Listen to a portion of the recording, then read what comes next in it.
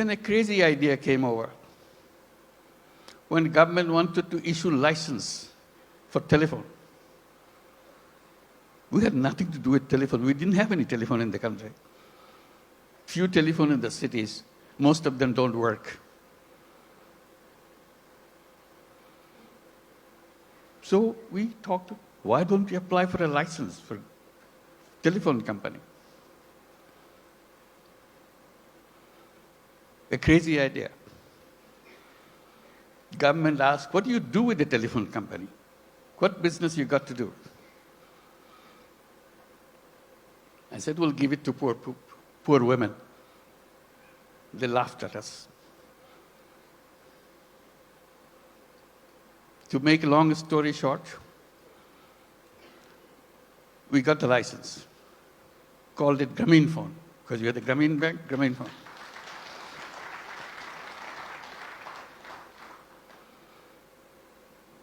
Nobody wants to partner with us because we have no knowledge, nothing.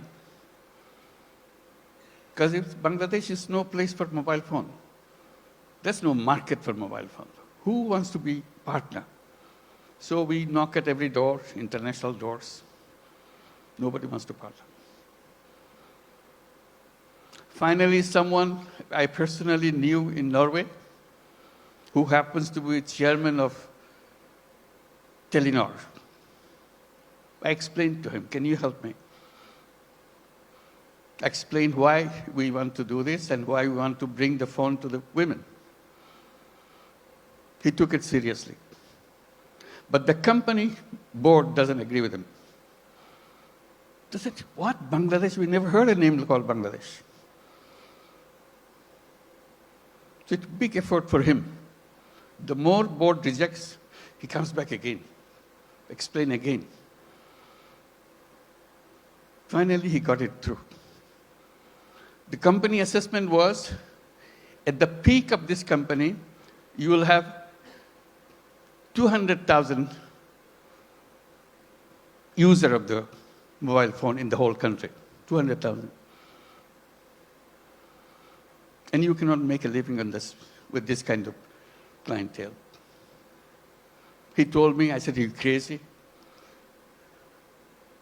It will be at least 10 times more than that. That's the way I could figure. It became the largest telephone company in the country.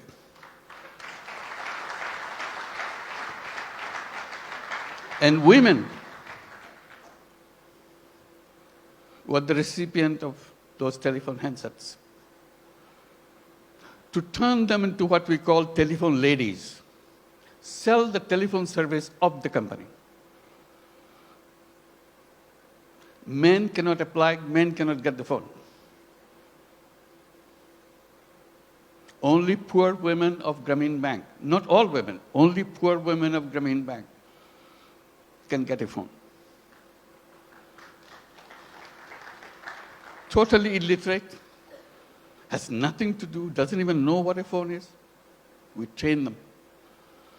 They started selling the service, saying, if you want to make a phone call to your son in the Middle East, in the meantime, Middle East saga began. So people wanted to talk. It became a roaring business. Soon, 100,000 women selling telephone service all over Bangladesh.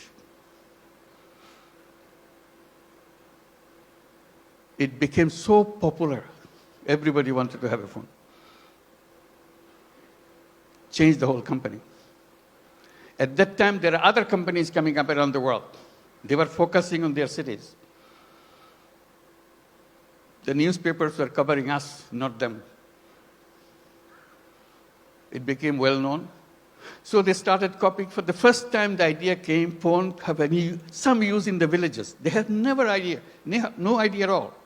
The telephone has any meaning in the villages. They're always concentrated on the cities.